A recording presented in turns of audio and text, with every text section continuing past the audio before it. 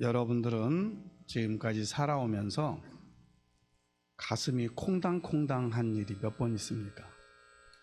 그런 일이 있었나요? 대답이 없으시네. 가슴 콩당콩당한 때가 언제였을까? 있었던 것 같은데 기억이 안 난다든지. 아무튼 우리가 살아가는 삶의 자리에서 가슴 뛰는 일들이 있을 수 있어요. 거부할 수 없는, 마치 자석의 극이, 서로 다른 극이 잡아당기는 것과 같은 끌림, 매력, 이런 것들로 인해서 강렬한 그 두근거림이 있었을 때가 있을 거예요. 오늘 본문의 히브리서 11장은 믿음의 역사들을 이루었던 많은 신앙의 선진들에 대한 이야기가 쭉 기록이 되어 있어요. 쭉 기록이 되어 있고 오늘 32절부터 있는 말씀은 뭐냐면 그 사람들이 어떤 사람들인가를 이야기하면서 그 사람들이 이름이 기드온, 바락, 삼손, 입다, 다윗, 사무엘, 그 외에 많은 사람들, 그들이 어떻게 살았는가, 그들을 보면은요, 사자들의 밥이 되기도 하고요, 불의 세력으로 태움을 받기도 하고요, 칼날에 죽임을 당하기도 하고요. 그러니까 많은 핍박을 받으면서 믿음의 생활을 감당했던 사람들이에요. 많은 핍박이 오면 사람들은 나 이거 싫어, 힘들어, 내가 괜히 왜 이런 핍박을 받아야 돼, 이런 생각을 가지게 되는데, 이 초대교회 그리고 신앙의 선진들을 보면은 어떠한 핍박이 와도 그것을 감내해냈다, 막아냈다, 이겨나갔다라고 하는 거죠. 그런 모습 속에서 그들을 평가할 때 어떻게 평가하고 있냐면 38절에 가서 보면 이런 사람은 세상이 감당하지 못합니다. 올 한 해 우리 교회 표어를 세상을 가슴 뛰게 하는 교회, 이렇게 정했어요. 상당히 생각을 많이 해야 되는 표어예요. 세상을 어떻게 가슴 뛰게 할 것이냐. 오늘 본문의 말씀처럼 세상이 감당하지 못할 하나님의 사람으로 든든히 세워져 가는데요. 그러면 세상이 우리로 인해서 복음의 놀라운 역사들을 이루어가게 되어진다는 것이죠.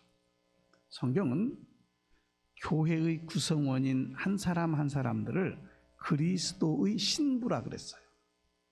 그리고 이 교회 공동체도 그리스도의 신부인 것을 말씀하고 있어요. 신부인 우리, 성도된 우리가 그리스도를 위해서 단장하게 되어질 때에 하나님의 눈은 영원히 우리를 향하여 계시는 줄로 믿습니다.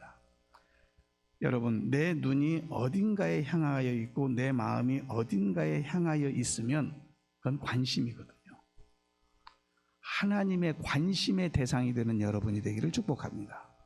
어떤 관심이냐면 믿음으로 성숙해가는 믿음의 관심. 저런 믿음을 가졌구나 하는 거예요. 그렇다고 해서 완벽한 교회가 된다는 그러한 뜻은 아니에요. 지상의 교회는요, 완벽할 수가 없어요. 이 교회는 이렇고 저 교회는 저렇고. 스펄전 목사님은 당시 영국의 대유명한 설교가였어요. 그 스펄전 목사님에게 어떤 청년이 찾아왔어요.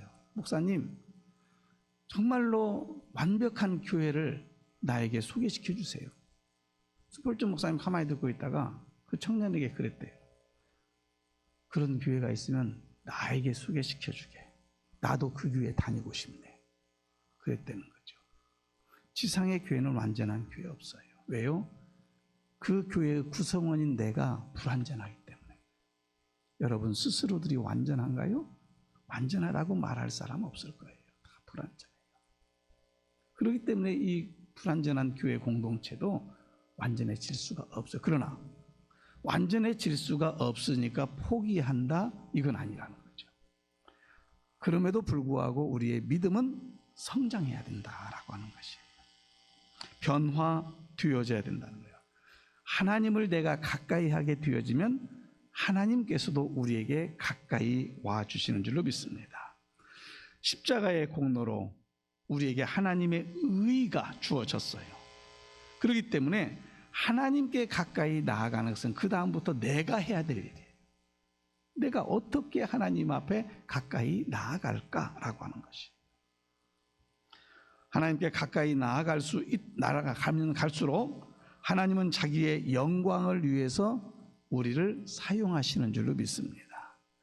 2025년도 하나님께로부터 사용받는 우리 성도들이 되기를 주님의 이름으로 축복합니다. 그러면 세상을 가슴 뛰게 하는 교회가 되려면 어떻게 해야 되는가? 3가지로 이야기했어요.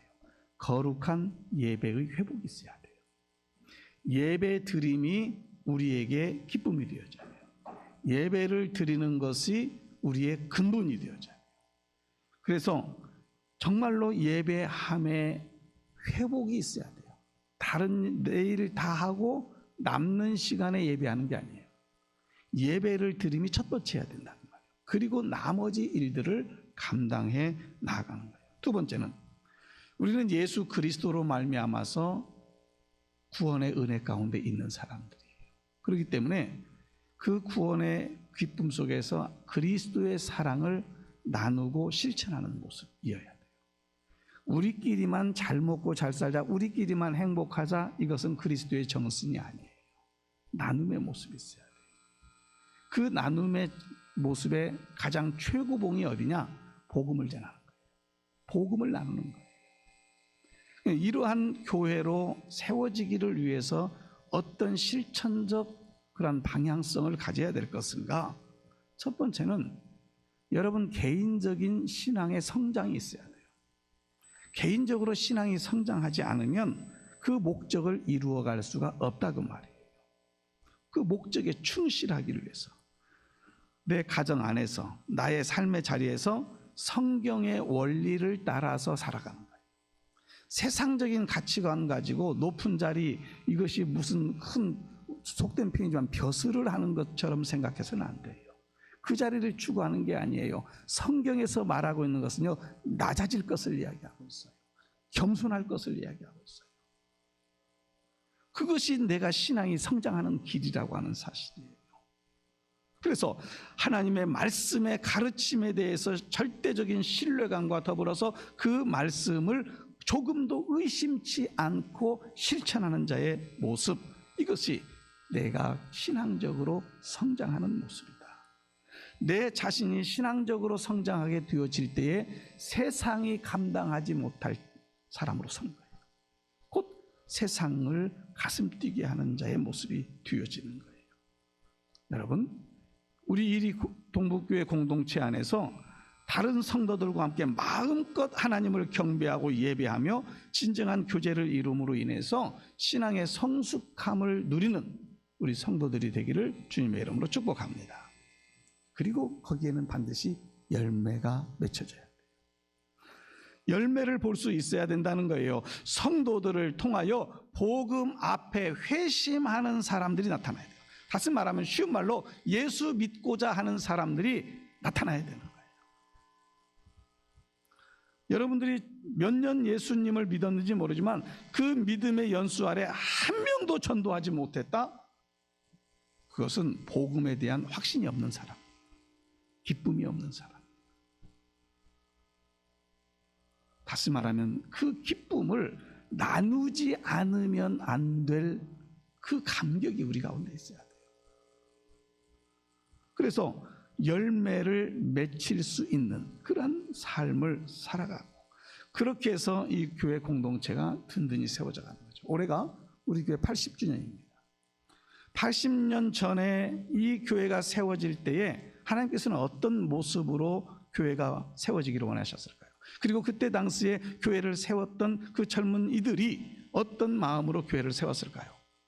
아마 이런 생각 아니었을까요? 주님 오시는 그날까지 우리 교회를 통해서 하나님의 선교적 사역이 넓어져 가고 많은 사람들이 예수 믿는 교회가 되게 하옵소서.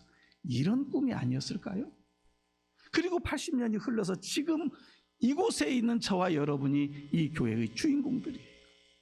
그러면 우리의 후세들에게 이 교회의 모습을 어떻게 물려줄 것이냐라고 하는 거죠.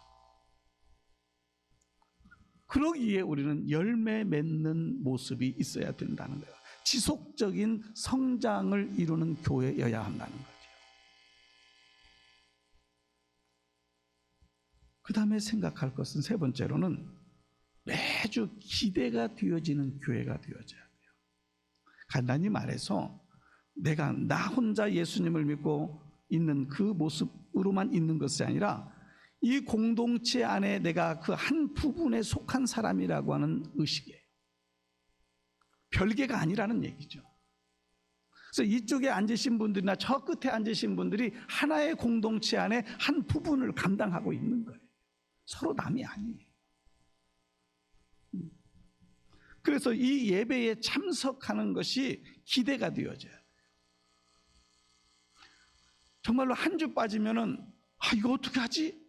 다음부터는 빠지지 않아야지. 그것이 예배의 회복 아닌가요? 그리고 교회에 와서 함께 예배를 드리면 하나님께서 이곳을 통해서 놀라운 선한 일을 이루실 거라고 하는 기대감을 가져야 돼요. 우리 공동체를 통해서 하나님은 놀라운 일들을 이루실 거야. 이런 기대감이 우리 가운데 넘쳐날 수 있게 되기를 바랍니다. 그런 기대감을 가지면요, 교회를 통해서 하는 일들의 적극적인 가담자가 돼요. 방관자가 돼서는 안 돼요. 알아서 하겠지. 누군가 하겠지. 이게 아니죠. 가담자라는 것은 내가 해야 된다는 의식이에요. 그렇지 않으면 그 일을 감당할 사람이 없어요. 그래서 먼저 기대감을 가지고 주의 전에 나오는 성도들이 되기를 바랍니다. 그리고 이 교회를 오래 다진다는 생각을 가져야 돼요. 우리 교회에 오시는 분들이 있어요. 되게 이제 이사를 온다든지 그러면 어느 교회를 다닐까 하고 이렇게 다니시는 분들이 계십니다. 그때에 가장 그들이 첫 번째로 생각하는 것은 뭐냐면 따뜻한가라고 합니다. 이 교회가 왔을 때 포근한가? 내가 이 포근함 속에 안길 수 있을까? 이 생각을 먼저 하시는 거예요. 그러기를 위해서는 찬바람이 쌩쌩 불면 안 돼요. 왔는데 이렇게 위아래 쳐다보고 왔나? 새로 왔나 보네? 이게 아니죠. 새로 온 것 같으면 또 나하고 처음 본 것 같긴 한데 그래도 안녕하세요 인사하는 거죠. 이런 전도학에서 이런 말이 있어요. 어느 교회 갔는데 7사람만 나한테 인사해주면 그 교회 다닌대요. 7사람, 그 말은 무슨 말이에요? 7사람 정도 인사해주면 따뜻함을 느낀다는 거예요. 그래서 그 말은 무슨 말이에요? 이 교회에 다니고 싶다는 거죠. 오래 다니고 싶다는 거죠. 그냥 한번 왔다 가는 것이 아니라 오래 다니고 싶어요. 내가 속한 이 공동체에 그런 충분한 만족감을 느낄 수 있도록 우리의 마음을 열어야 된다 그 말. 그래서 머물기를 바라는 성도가 되어져요. 5번째는 주위에 말하는 교회가 되어져요. 소문을 잘 내야 돼요. 전주 안디옥 교회는요, 택시 운전을 하시는 분들이 전도를 많이 해줍니다. 안디옥 교인이 아닌데요, 이사를 오신 분들이 주일날 딱 택시를 잡는데 먼저 여기 좋은 교회가 어딘가요? 그런데 그러면 그분들이 싣고 오는 게 어디로 와요? 안디옥 교회로. 소문이 그렇게 났어요. 저 교회 가면 좋은 일 많이 한다더라. 그런 모습에 소문이 잘 난 교회다 보니까 택시 운전하시는 분들이 교회로 안내를 해줘서 왔다는 분들이 상당수가 돼요. 소문이 잘 나야 돼요. 그 교회 가면 맨날 싸운다더라. 그 교회 가면 시끄러워. 그러면 안 와요. 소문을 잘 내야 돼요. 그것은 믿음의 사람이든지 믿지 않는 사람이든지 간에. 그래서 내 교회에 대한 자부심을 가져요. 우리 교회는 이런 교회다. 이런 일을 하고 이렇게 하나님이 기뻐하시는 일들을 하고 있다. 이런 자부심을 가져요. 그렇게 되어질 때에 나의 신앙이 성장되어질 뿐만 아니라 교회가 성장하는 거예요. 여섯 번째로는 그런 모습에서 완벽하지는 않지만 교회는 계속적으로 성장해야 돼요. 교회라고 해서 이 세상의 교회는 한치의 흠도 없는 정말로 완벽한 교회라고 말할 수 있는 교회는 없어요. 이렇게 생각하면 좋겠어요. 완벽하지 않다는 것은 이것을 인정해야 돼요. 우리는 완벽하지 않아. 그러니까 완벽하지 않음을 인정하면요, 실수를 받아들일 수 있어요. 근데 완벽해야 된다라고 생각하면 실수를 받아들이지 못해요. 용납하지를 못하는 거예요. 여러분, 우리는 완벽하지 못해요. 여기 있는 목사도 실수해요. 그 실수를 그냥 실수해요. 받아들이는데 왜 그렇게 했어? 지적하는 순간에 공동체는 찬물을 끼얹는 것이다. 그래서 이런 마음 가졌습니다. 더불어서 함께하는 교회의 모습, 힘을 모으는 거죠. 우리 유치부부터 작년에 일까지 함께 모이는 거예요. 남이 아니에요. 별개가 아니에요. 하나인 거예요. 그런 면에 있어서 완벽하지는 않을지라도 성장을 꿈꾸며 그 길을 향해서 달려가는 모습이어야 된다는 거죠. 일곱 번째는 기분 좋은 도전을 주는 교회여야 돼요. 다시 말하면 새로운 방법을 받아들이기에 거부감이 없어요. 아마 여러분들 오늘 예배를 드리면서 주보를 안 봐도 오늘 예배가 어떻게 간다는 걸 다 알아요. 왜? 그동안에 이렇게 쭉 했지. 근데 다른 모습으로 주보를 오늘 편성했다 보세요. 순서가 막 다 바뀌었어요. 그러면 여러분들이 불편해요. 왜요? 익숙해 있던 것이 바꿔지게 되면 불편한 거예요. 그런데 이 불편함을 극복하지 못하면 그 다음부터 이야기가 나오죠. 왜 그동안 별거 없었는데 주보 순서 바꿔가지고 그냥 불편하게 만드는지 모르겠다. 이런 이야기가 나올 수 있어요.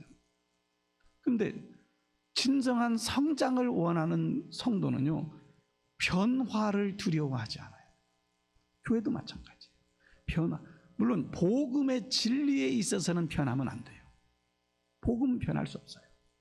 그러니까 그 시기에 따라서 우리의 옷은 바꿔 입어야 돼요. 변화를 두려워하지 말아라. 그것은 다른 말로 도전을 주는 거죠.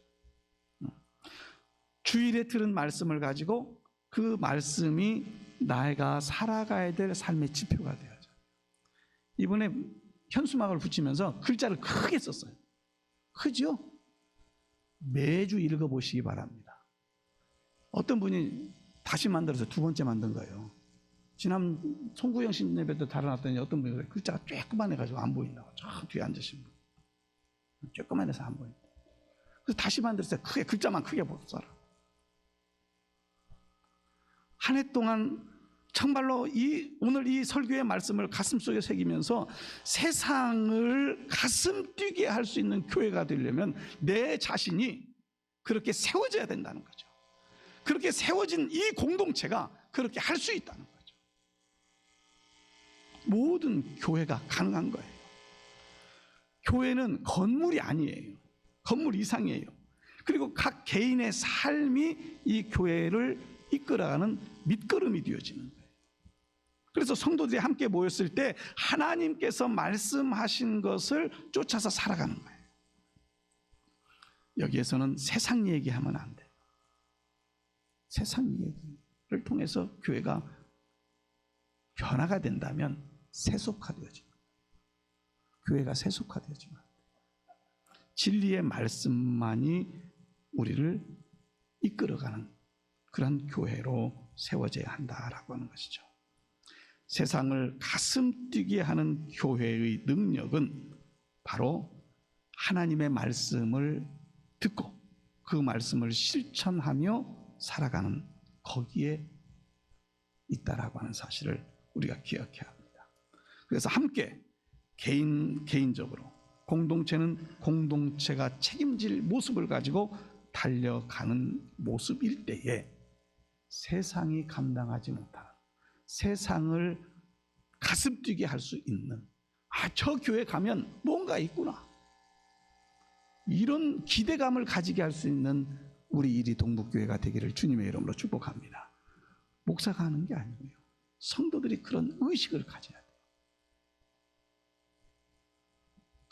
목적지를 가는 길은요, 다양할 수 있어요.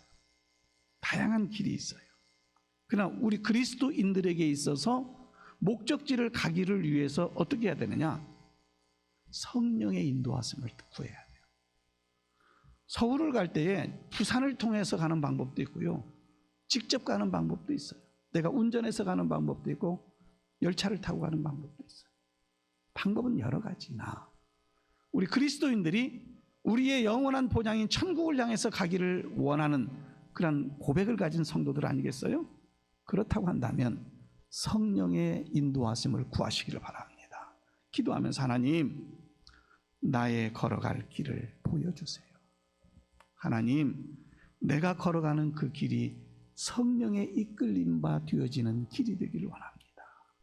이 모습을 가지고 걸어가게 될 때에 거기에 하나님의 능력이, 역사가 나타나게 될 줄로 믿습니다. 커다란 쇼핑몰에 가면요, 입구에 들어가면서 요즘은 이제 다 디지털화가 돼가지고 각 층별 안내가 다 돼 있어요. 그리고 각 층별 안내에도요, 상점 이름까지도 다 이렇게 그 평면도를 그려놓고 상점 이름도 다 있어요. 내가 옷을 하나 사러 갔어요. 그러면 1층에서부터 6층까지 다 왔다 갔다 하려면 그 얼마나 힘들겠어요. 그리고 진열이 되어져 있는데 각 층에 막 섞여져 있다고 생각해 보세요. 참 힘들 거예요. 그런데 딱 4층에 가니까 숙녀복 코너, 3층에 가니까 신사 코너, 또 5층에 가니까 잡화점, 이게 딱딱 구분이 되어 있네요.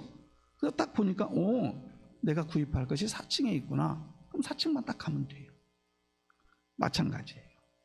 오늘 우리가 가는 길이 분명해져야 되겠죠. 성령의 능력을 힘입을 때에 그 길이 밝히 보이는 줄로 믿습니다. 진정한 변화는 사람의 힘이 아니에요. 성령의 인도하심, 성령께서 주시는 능력으로 가능하다라고 하는 거예요. 그러기를 위해서는 무릎을 꿇어 주님 앞에 기도해야 돼요. 하나님께 받은 사명, 그것에 가슴 뛰게 하는 교회의 모습으로 전환되어지기를 위해서는 무릎 꿇어 기도하며 성령의 인도하심을 구할 때에 가능하다. 오늘 그 길을 걸어가기를 주저하지 않는 믿음의 성도들이 되기를 주님의 이름으로 축복합니다. 나 한 사람의 변화는 교회가 변화되어질 수 있고 그 교회가 행복해질 수 있는 거예요. 사람들은 변화라고 하는 말 별로 좋아하지 않지만 불편을 감수하면서도 변화가 되어지면 거기에는 놀라운 능력의 역사가 나타나게 되어지더라 하는 거예요. 고린도후서 3장 18절에 있는 말씀을 보면 우리가 다 수건을 벗은 얼굴로 거울을 보는 것 같이 주의 영광을 보매 그와 같은 형상으로 변화하여 영광에서 영광에 이르니 곧 주의 영으로 말미암음이니라 그랬어요. 이처럼 우리가 얼굴에 수건을 가리고 있으면 앞이 보이지 않지요. 그런데요, 그 수건을 제거하고 뒤어짐으로 인해서 거울을 보는 것 같다 그랬어요. 여러분, 하나님의 나라를 바라보면서 소망하지만 그 나라가 거울을 보는 것 같은 확실히 보여지는 나라 되기를 원합니다. 그저 그런 것이 있겠구나, 상상에 의한 하나님의 나라가 아니라 눈을 뜨고 바라보는, 정말로 내 앞에 있는 그 나라인 것을 보면서 달려가야 된다는 거죠. 그래서 하나님의 최선을 위해서, 하나님께서 원하시는 일의 최선을 위해서 내 자신이 성령의 이끌림을 받아서 변화를 받아 능력 안에 살아가기를 소망하는 우리 성도들이 되기를 주님의 이름으로 축복합니다. 이런 말이 있어요. 잔잔한 바다는 노련한 뱃사공을 만들지 못한다. 잔잔한 바다는요, 그냥 가면 되는 거기 때문에 뱃사공이 별로 힘들 게 없어요. 풍랑 속에서 뱃사공은 기술을 익히는 거예요. 마찬가지. 오늘 우리 교회는 성령의 폭풍과 같은 바람이 불어와야 될 줄로 믿습니다. 성령의 바람이 불게 되면요, 쭉정이는 다 날아가요. 그리고 알곡만 남는 거예요. 현실에 안주하려고 하지 마세요. 세상을 가슴 뛰게 하는 교회가 된다는 말은 뭐 숫자로 대형교회 된다는 그런 의미를 넘어서는 거예요. 복음의 핵심을 가지고 세상을 향해서 영향력을 끼치는 그와 같은 교회가 된다는 거예요. 영적인 영향력을 키우는 교회가 되어진다는 거예요.